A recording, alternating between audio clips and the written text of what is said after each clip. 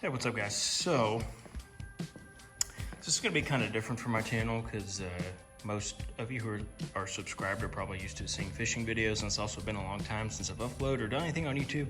But I'm trying to get back into just some kind of content, doing something. So, I thought I would film this. My wife and I were out the other day going to my parents, and we stumbled upon this table that was on the curb being thrown away.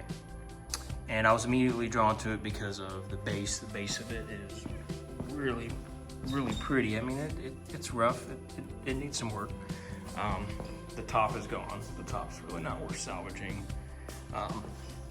Somebody put a lot of work into this. It's like, I don't know, 1x2s or something that were all glued together, and then like a thin sheet of plywood. It's like, it is like, this thing is like super glued together. Somebody tried to get it apart. You can see this screw holes underneath. I think they were hoping to do the same thing, which was probably get this top off and rescue the base of this table. And that is my plan. I'm hoping to,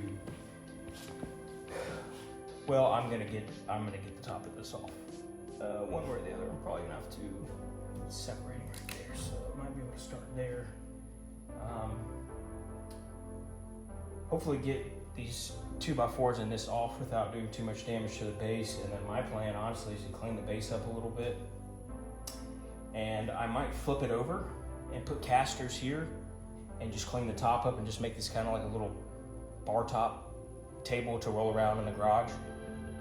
And or I may put the casters on the bottom and then go and just buy like a new piece of plywood or like an already pre-cut circular top and secure it up here and stain it, maybe polyurethane it or something like that. Not gonna go crazy. I just want, like, I saw it and was originally just gonna try to clean that up maybe and have it as a big garage table, but I don't really want this big old thing in here. I don't need it.